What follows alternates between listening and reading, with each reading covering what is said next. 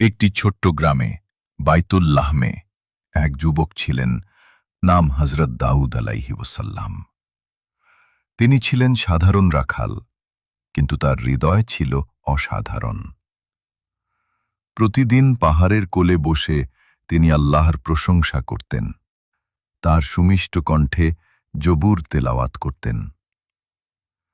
এমন সুরেলা ছিল তার কণ্ঠ যে পাহাড়, পাখি, এমনকি বাতাসও থেমে যেত শুনতে।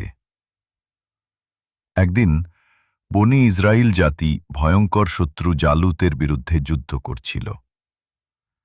কেউ সাহস করছিল না তার সামনে দাঁড়াতে। তখন দাউদ আলাইহি ওয়াসাল্লাম এগিয়ে এলেন, হাতে শুধু একটি গুলতি।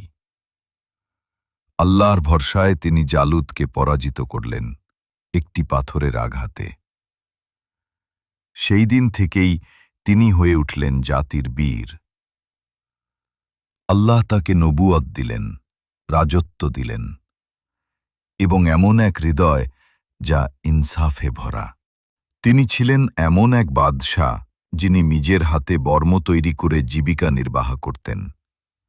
রাষ্ট্রের কোষাগার থেকে কিছু নিতেন না। তার সুর, সাহস ও ন্যায়ের গল্প আজও আমাদের হৃদয়ে বাজে, যেন এক অনন্ত সুরের ধ্বনি।